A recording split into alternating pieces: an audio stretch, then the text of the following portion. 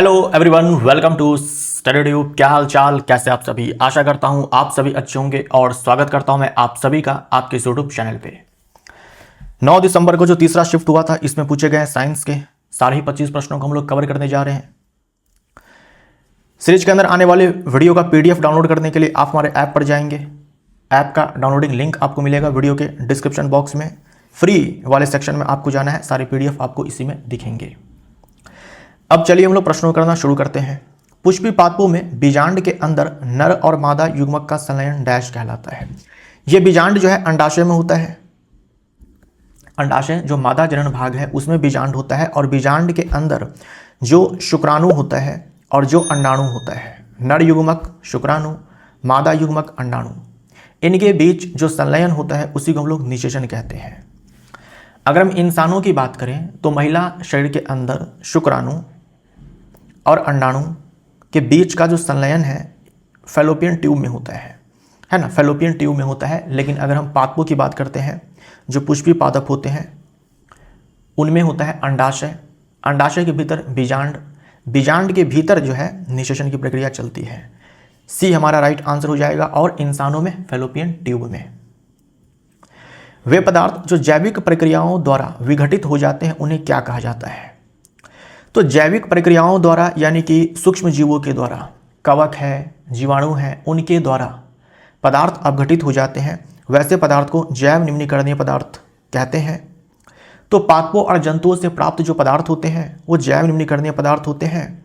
इनका अपघटन जो अपघटक होते हैं, अपघटक बोले तो कवक और जीवाणु, वो अपने एंजाइम से कर देते हैं। तो बी हमारा राइट आंसर हो जाएगा, है ना। जंतु और पादपों से प्राप्त जो पदार्थ होते हैं, जैसे हम लोग घर में सब्जी का इस्तेमाल करते हैं, फल का इस्तेमाल करते हैं, तो जो उनके बचे हुए पार्ट्स होते हैं, सब्जी के छिलके हैं, फल के छिलके हैं, या जो हम खाना खाते हैं वो जो बच जाता है, तो वैसे जो पादप और जंतु से प्राप्त पदार्थ होते हैं वो जैव निम्नीकरणीय होते हैं। हाइड्रोजन परमाणु की अनुमानित त्रिज्या डैश होती है। 10⁻⁻10 मीटर यानी कि 1 एंगस्ट्रॉम। ठीक है, 1 एंगस्ट्रॉम लगभग हाइड्रोजन परमाणु की जो त्रिज्या है वो इतनी होती है, 1 एंगस्ट्रॉम के बराबर, 10⁻⁻10 मीटर के बराबर। ठीक है। जब आप शक्कर को जल में घोलते हैं तो क्या होता है। जब हम शक्कर को या फिर चीनी को जल में घोलते हैं तो शक्कर या फिर चीनी सूक्ष्म कणों में टूट जाते हैं। टूटने के बाद उनके जो सूक्ष्म कण होते हैं वो जल के जो कण होते हैं उनके बीच में समावेशित हो जाते हैं। इसीलिए उनके सूक्ष्म कण जो है हमें दिखाई नहीं पड़ते हैं, है ना। दिखाई तो इसलिए नहीं पड़ते हैं क्योंकि सूक्ष्म कण में टूट जाते हैं, है ना। सूक्ष्म कण में टूट जाते हैं इसीलिए दिखाई नहीं पड़ते हैं, और जाकर के समावेशित हो जाते हैं जल के कणों के बीच, क्योंकि जल के कणों के बीच में जो है स्थान होता है। जो ठोस के कण होते हैं वो काफ़ी पास पास होते हैं, उनके बीच में रिक्त स्थान कम होता है। लेकिन जो द्रव होते हैं, जैसे कि जल भी अपने आप में एक द्रव है, द्रव के कणों के बीच में जो है रिक्त स्थान होता है। उन्हीं रिक्त स्थानों में जाकर के शक्कर है, नमक है, उनके कण जाकर के समावेशित हो जाते हैं। तो हम बोलेंगे शक्कर के कण जल के कणों के बीच जगह बना लेते हैं। डी हमारा राइट आंसर हो जाएगा। ओम का नियम किस स्थिति में मान्य है। ओम का नियम कहता है चालक के सिरों के बीच जो विभवांतर है और उससे प्रवाहित जो धारा है उसका अनुपात जो है स्थिर होता है, और ये प्रतिरोध के बराबर होता है। ये ओम का नियम है। ठीक, चालक के सिरों के बीच विभवांतर और उससे प्रवाहित धारा का जो अनुपात होता है वो कांस्टेंट होता है और वो प्रतिरोध के बराबर होता है। लेकिन ये नियम तभी मान्य है जब जो चालक है, जो उसकी लंबाई है, जो उसकी मोटाई है, जो उसका तापमान है, वो सब स्थिर रहे, निश्चित रहे, नियत रहे, तभी मान्य है। केवल स्थिर तापमान पर धात्विक चालकों के लिए ए हमारा राइट आंसर हो जाएगा। जो चालक भी होने चाहिए वो आपके धात्विक होने चाहिए, मेटालिक होने चाहिए, मेटालिक होने चाहिए, यानी कि कंडक्टर होने चाहिए। वो ऐसा नहीं कि सेमी कंडक्टर होना चाहिए। अर्धचालक के केस में काम नहीं करेगा, चालक होना चाहिए, यानी जो धात्विक चालक होते हैं उनकी बात यहाँ पर की जा रही है। और जो टेम्परेचर है, जो थिकनेस है, जो लेंथ है वायर की, वो सब जो है फिक्स्ड होनी चाहिए, तभी जाकर के ये रिलेशन आपको देखने को मिलेगा। नारियल के हस्क, नारियल के जो रेशे होते हैं, है ना, नारियल के जो रेशे होते हैं उसी को हम लोग बोलते हैं नारियल के हस्क ऑफ कोकोनट, नारियल के जो रेशे होते हैं उसी को हम लोग हस्क ऑफ कोकोनट बोलते हैं। तो काफ़ी मजबूत होता है वो, है ना, काफ़ी मजबूत होता है। तो कौन सा पादप ऊतक पाया जाता है? तो मजबूती देने का काम जो है एस्क्लेरेनकाइमा टिश्यू के द्वारा किया जाता है। तो बी हमारा राइट आंसर हो जाएगा, बी राइट आंसर हो जाएगा। एस्क्लेरेनकाइमा टिश्यू के जो सेल्स होते हैं डेड होते हैं, काम इनका होता है प्लांट को मजबूती देना, यांत्रिक सहारा प्रदान करना। और नारियल के रेशे जो है इसी वाले ऊतक से बने होते हैं, इसीलिए नारियल के रेशे या फिर नारियल की जो रस्सी होती है काफ़ी मजबूत होती है। बी हमारा राइट आंसर हो जाएगा। लेंस सूत्र डैश के रूप में दिया गया है। लेंस सूत्र बराबर होता है 1/f is equal to 1/v minus 1/u। और दर्पण सूत्र के लिए केवल आपको यहां पर प्लस कर देना होता है, हो गया। 3 किलोग्राम द्रव्यमान की एक गेंद 6 मीटर की ऊंचाई तक उठाया जाता है, इसकी स्थितिज ऊर्जा डैश है। तो आपको द्रव्यमान दिया गया है, आपको ऊंचाई दी गई है और आपसे पूछा गया है स्थितिज ऊर्जा। तो स्थितिज ऊर्जा बराबर होता है mgh, ये फॉर्मूला होता है। द्रव्यमान 3 किलोग्राम है, g का मान 10 मीटर पर सेकंड स्क्वायर लेना है, h का मान 6 मीटर है, सबके सब SI मात्रक में है। तो ये हो जाएगा 180 joule. D option right answer. Pushpi पौधों में बीजों के निर्माण और परिपक्वता के ठीक बाद क्या होता है? तो जब बीज का निर्माण हो जाता है, बीज परिपक्व हो जाता है, तो बीज का होता है परिक्षेपण, है ना, यानी कि डिस्पर्शन होता है इसका, डिस्पर्शन ऑफ सीड, यानी कि सीड का जो है अलग अलग स्थानों पर पहुंच जाना, हवा के माध्यम से, पानी के माध्यम से, किसी जंतु के माध्यम से, ठीक है, उनके माध्यम से जो बीज है वो अलग अलग नए नए स्थानों पर जो है पहुंच जाते हैं। और अगर परिस्थिति अनुकूल है तो वहाँ पर जो बीज है वो अंकुरित हो जाएगा। तो बीज परिक्षेपण के बाद जो है बीज का अंकुरन होगा अगर अनुकूल परिस्थितियां हैं तो, ठीक। अगर इन चारों को आप अरेंज करो तो सबसे पहले देखो क्या हुआ होगा, सबसे पहले परागण हुआ होगा, उसके बाद निषेचन हुआ होगा, तब जाकर के जो है बीज बना होगा, तब जाकर के बीज बना होगा, सीड का फॉर्मेशन हुआ होगा, उसके बाद जो है बीज का परिक्षेपण होगा, तब जाकर के जो है बीज का अंकुरन होगा। ए हमारा राइट आंसर। प्लाज्मा झिल्ली डैश से बनी होती है। तो कोशिका के अंदर जो कोशिका झिल्ली है जिसे प्लाज्मा झिल्ली भी कहा जाता है, ये लिपिड और प्रोटीन से बनी होती है, लिपिड और प्रोटीन से बनी होती है, लिपोप्रोटीन से बनी होती है, लिपिड और प्रोटीन से बनी होती है। बी हमारा राइट आंसर हो जाएगा। और प्लाज्मा झिल्ली जो होती है अर्धपारगम्य झिल्ली होती है, अर्धपारगम्य झिल्ली होती है, यानी कि सेलेक्टिवली परमिएबल मेम्ब्रेन होती है, गिने चुने पदार्थों को ही अपने से होकर के आने जाने देती है। निम्नलिखित में से कौन सा क्रिया प्रतिक्रिया युग्म का उदाहरण नहीं है? यानी कि क्रिया प्रतिक्रिया बल युग्म का उदाहरण नहीं है। तैराक पानी को पीछे की ओर धकेलता है, इसे आप क्रिया बल बोल सकते हो। तो पानी तैराक को आगे की ओर धकेलता है, इसे आप प्रतिक्रिया बल बोल सकते हो। तो क्रिया प्रतिक्रिया का ये उदाहरण है। बंदूक पीछे हटती है और गोली आगे बढ़ती है, तो बंदूक जो है गोली पर बल लगाता है, तो बदले में गोली बंदूक पर बल जो है वो लगाती है। ये क्रिया प्रतिक्रिया बल है। कार पर इंजन का बल लगता है और कार आगे बढ़ती है, इंजन ने कार पे बल लगाया और कार आगे बढ़ी, इसमें क्रिया प्रतिक्रिया बल नहीं है। बल्ला गेंद पर बल लगाता है और गेंद बल्ले पर बल लगाती है, सही है ना। बल्ला गेंद को जिस बल से हिट करता है, गेंद भी बल्ले को उसी बल से हिट करती है। तो क्रिया प्रतिक्रिया बल है यहाँ पर, है ना। बल्ला ने गेंद पर बल लगाया, क्रिया बल, गेंद ने बल्ले पर बल लगाया, प्रतिक्रिया बल। सी हमारा राइट आंसर हो जाएगा। कार्बन लंबी श्रृंखलाएं बना सकता है क्योंकि यह डैश प्रदर्शित करता है तथा डैश दर्शाता है। तो बहुत बार ये सवाल आपके एग्जाम में जो है पूछा जा चुका है। तो चतुसंयोजकता और श्रृंखलन, डी हमारा राइट आंसर हो जाएगा। यदि ध्वनि तरंग की काल अवधि यानी कि टाइम पीरियड, है ना, टाइम पीरियड काल अवधि बोल दो या फिर आवर्त काल बोल दो, बात बराबर ही है। तो आवर्त काल का जो उल्टा होता है उसे हम लोग आवृत्ति बोलते हैं, ठीक, आवृत्ति बोलते हैं। ए हमारा राइट आंसर हो जाएगा। आवृत्ति को हम लोग न्यू से भी दर्शाते हैं और ऐसे एफ से भी दर्शाते हैं। और इसका जो एसआई मात्रक होता है वो सेकंड इनवर्स होता है, सेकंड पे पावर -1 होता है और इसी को आप हर्ज बोल सकते हो। यदि कोई विद्यार्थी सांद्रित अम्ल में तेजी से जल मिलाता है तो क्या होने की संभावना होगी? अगर मान लीजिए सांद्र अम्ल है, जैसे कि मान लो सांद्र HCl है, इसमें मान लीजिए कि सांद्र HCl है, सांद्र HCl है या फिर H2SO4 है, अगर हम इसमें पानी मिलाने चले जाएंगे तो क्या होगा, ये जो प्रक्रिया होती है अम्ल में पानी मिलाना, ये जो प्रक्रिया है ऊष्माक्षेपी है ना, ऊष्माक्षेपी है। बहुत ज़्यादा ऊष्मा का उत्सर्जन होगा, इतना ज़्यादा ऊष्मा का उत्सर्जन यहाँ पर होगा कि जो ये सांद्र अम्ल है ये छलक करके बाहर आ सकता है, और क्योंकि ये सांद्र अम्ल है, मजबूत अम्ल है, तो ऐसे में जो बॉडी है वो जल सकता है, ठीक है, दुष्प्रभाव का कारण बन सकता है। बी हमारा राइट आंसर हो जाएगा। विलयन उछल सकता है और दुष्प्रभाव का कारण बन सकता है।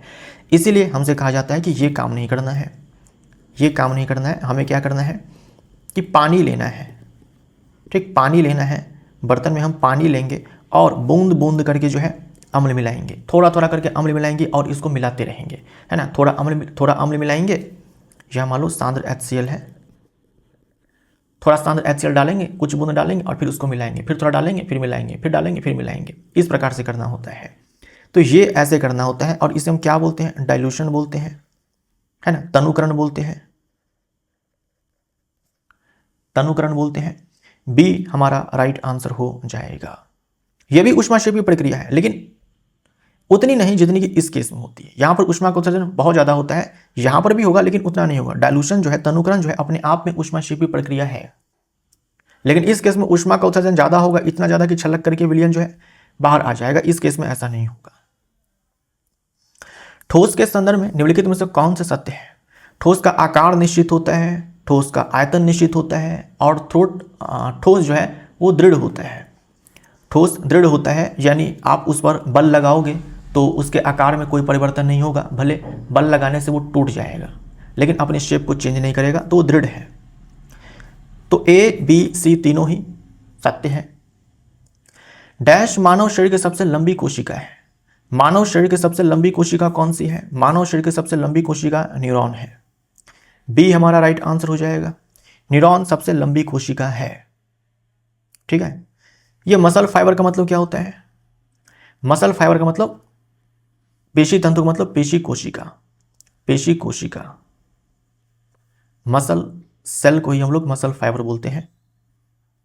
ऑस्टियोसाइट, ऑस्टियोसाइट हम लोग बोन सेल को बोलते हैं।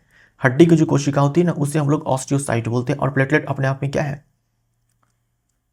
ये ब्लड सेल है ना, ब्लड सेल है। आरबीसी, डब्ल्यूबीसी और प्लेटलेट, ये ब्लड सेल है, ये ब्लड सेल है, ये बोन सेल है, ऑस्टियोसाइट। किसी माध्यम का निरपेक्ष अपवर्तनांक डैश के रूप में परिभाषित किया जाता है। तो निरपेक्ष अपवर्तनांक का मतलब होता है वायु के सापेक्ष किसी माध्यम का अपवर्तनांक। वायु के सापेक्ष किसी माध्यम का अपवर्तनांक, उसी को हम लोग निरपेक्ष अपवर्तनांक बोलते हैं। और ये बराबर होता है निर्वात में जो प्रकाश की चाल होती है, निर्वात में जो प्रकाश की चाल होती है और माध्यम में जो प्रकाश की चाल है। देखो, जिस माध्यम का अपवर्तनांक निकालना है, उस माध्यम में जो प्रकाश की चाल है उससे भाग लगाते हैं निर्वात में जो प्रकाश की चाल है उससे। और ये सी का मान कितना होता है? सी का मान होता है 3 गुने में 10⁸ मीटर पर सेकेंड। निर्वात में प्रकाश की चाल ये होती है। पौधों पर आक्रमण करने के लिए कीट पीड़कों द्वारा उपयोग नहीं किए जाने वाले तरीकों की पहचान कीजिए। जो फसल उगाया जाता है उस फसलों को नुकसान जो है ये कीट पीड़क पहुंचाते हैं। 3 तरीके से ये फसलों पर जो है आक्रमण करते हैं, 3 तरीके से। पहला तरीका ये हो सकता है मूल तना पत्ती को काट करके, दूसरा कोशिका से रस चूस करके, और तीसरा जो तना है फल है उसमें छेद करके। तो ये 3 प्रकार से आक्रमण करते हैं, ए, सी और ये डी। ये एक तरीका नहीं है, बी हमारा राइट आंसर हो जाएगा। अयस्कों से अपद्रव्यों को हटाने के लिए कौन सी प्रक्रिया जानी जाती है? तो धातुओं को प्राप्त किया जाता है उसके अयस्क से। अब प्राप्त करने के लिए अयस्क से धातु को प्राप्त करने में जो है कई सारे स्टेप्स जो है शामिल होते हैं। इसमें जो सबसे पहला स्टेप होता है वो ये होता है कि अयस्क में जो अशुद्धियां मौजूद है उसको हटाना, और उसी को हटाने की जो प्रक्रिया है उसे सांद्रण कहा जाता है। बी हमारा राइट आंसर हो जाएगा। धातु के अयस्कों से अशुद्धियों को हटाने की जो प्रक्रिया है उसे सांद्रण कहा जाता है। सांद्रण की भी अलग अलग विधियां होती हैं, किस विधि का इस्तेमाल किया जाएगा ये डिपेंड करता है कि भाई अशुद्धि कैसी है और ये अयस्क जो है ये कैसा है। तो अशुद्धि और अयस्क के जो रासायनिक और भौतिक गुणधर्म होते हैं उससे डिसाइड होता है कि सांद्रण की कौन सी विधि जो है अपनाई जाएगी। किसी संतुलित रासायनिक समीकरण में प्रत्येक तत्व के परमाणुओं की कुल संख्या डैश होती है। तो किसी संतुलित रासायनिक समीकरण में प्रत्येक तत्वों की परमाणु संख्या तत्वों के परमाणुओं की कुल संख्या डैश होती है। कैसी होती है? जैसे मैग्नीशियम को जब जलाते हैं ऑक्सीजन में तो बनता है मैग्नीशियम ऑक्साइड। यहां देखो तो मैग्नीशियम का एक परमाणु है, यहां मैग्नीशियम का एक परमाणु है, यहां ऑक्सीजन का दो परमाणु है, लेकिन यहां पर एक ही है। संतुलित रासायनिक समीकरण का मतलब होता है कि अभिकारक साइड जितने परमाणु है किसी तत्व के, उत्पाद साइड भी उतने ही परमाणु होने चाहिए उस तत्व के। यहां मैग्नीशियम का एक परमाणु, मैग्नीशियम का एक परमाणु, मैग्नीशियम संतुलित है, लेकिन ऑक्सीजन संतुलित नहीं है। ऑक्सीजन के यहां पर दो परमाणु, यहां पर एक ही है। तो हर एक तत्व जो है बैलेंस होना चाहिए। तो इसे अगर संतुलित किया जाए तो हमें यह प्राप्त होगा। अब देखो दो मैग्नीशियम का परमाणु है, दो मैग्नीशियम का परमाणु है, दो ऑक्सीजन का परमाणु है, दो ऑक्सीजन के परमाणु है। तो क्या होता है कि संतुलित समीकरण में, अब ये संतुलित है, अभी तक ये था असंतुलित। संतुलित समीकरण में प्रत्येक तत्व के परमाणु की कुल संख्या जो है दोनों पक्षों पर जो है बराबर होती है। ए हमारा राइट आंसर हो जाएगा। दोनों पक्षों पर, यानी कि अभिकारक तरफ और उत्पाद की तरफ, दोनों पक्षों पर जो है बराबर होती है। ठीक है। एक विद्युत बल्ब 8 मिनट तक 0.15 एम्पियर धारा वहन करता है। इस दौरान परिपथ में कितना विद्युत आवेश प्रवाहित होगा? तो आपको समय दिया गया है, आपको समय दिया गया है और आपको जो है धारा दी गई है। Q बराबर I इंटू में T हो जाएगा, आवेश बराबर धारा गुने में समय। धारा SI मात्रक में है 0.15 एम्पियर, समय SI मात्रक में नहीं है तो इसको SI मात्रक में कन्वर्ट करेंगे, क्योंकि आपको आंसर चाहिए SI मात्रक में, है ना। आवेश का SI मात्रक कूलम होता है, एम्पियर नहीं होता है। तो ए ऑप्शन तो ऐसे ही एलिमिनेट हो जाएगा। ये हो जाएगा 72 कूलम। डी हमारा राइट आंसर हो जाएगा। ठीक है।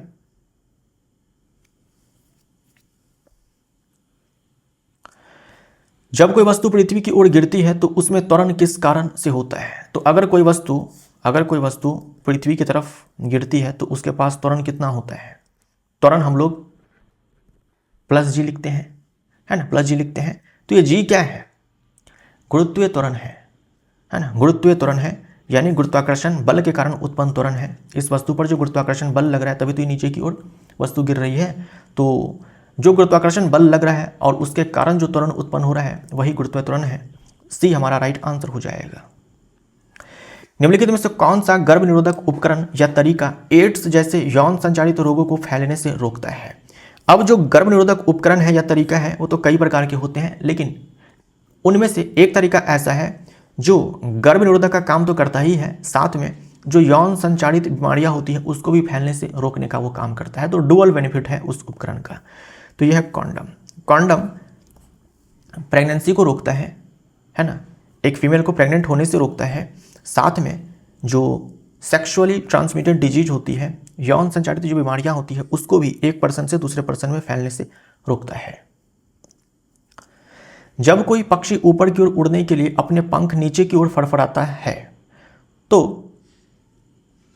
कौन सा कथन उसमें सम्मिलित बलों का सर्वोत्तम रूप से वर्णन करता है? तो पक्षी ऊपर उड़ने के लिए पंख नीचे की ओर फड़फड़ाता है तो पंख के द्वारा वायु पर जो है नीचे की दिशा में बल लगाया जाता है, तो बदले में वायु के द्वारा ऊपर की दिशा में बल लगाया जाता है। तो पंख के द्वारा नीचे की ओर वायु पर बल लगाया गया वो क्रिया बल है, वायु के द्वारा पंख पर ऊपर की दिशा में बल लगाया गया वो प्रतिक्रिया बल है। तो क्रिया प्रतिक्रिया बल यहाँ पर काम करता है।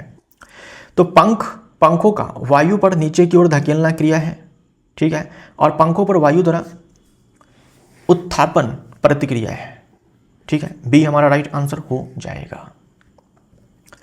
कैल्शियम हाइड्रोक्साइड वायु में उपस्थित कार्बन डाइऑक्साइड के साथ धीमी गति से अभिक्रिया करके किस यौगिक की एक पतली परत बनाता है जिसका उपयोग सफेदी करने के लिए किया जा सकता है?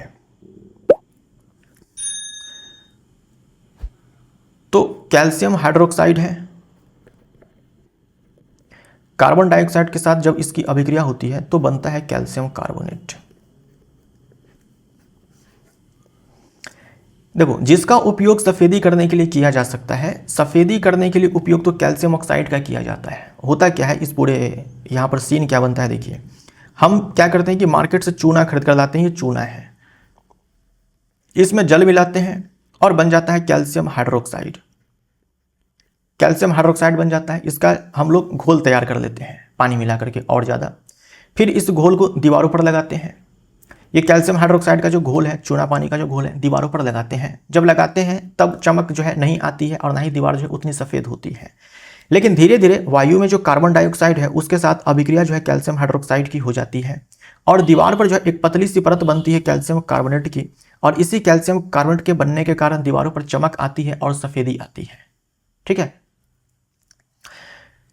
तो यौगिक की एक पतली परत बनती है किस यौगिक की, इसके लिए उत्तर तो कैल्शियम कार्बोनेट ठीक है, लेकिन जिसका उपयोग सफ़ेदी करने के लिए किया जा सकता है तो उसमें जो है कैल्शियम ऑक्साइड जो है होना चाहिए, है ना। तो पता नहीं यहाँ पर ये जो सेंटेंस दिया गया है क्यों दिया गया है, बाकी मैंने आपको पूरा प्रोसेस समझा दिया।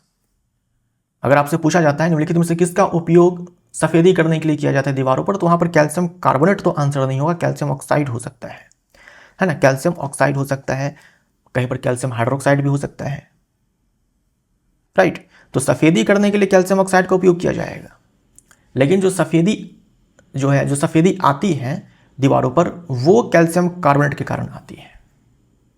ठीक है, तो दोस्तों यहाँ पर ये वीडियो समाप्त होता है। Thank you so much.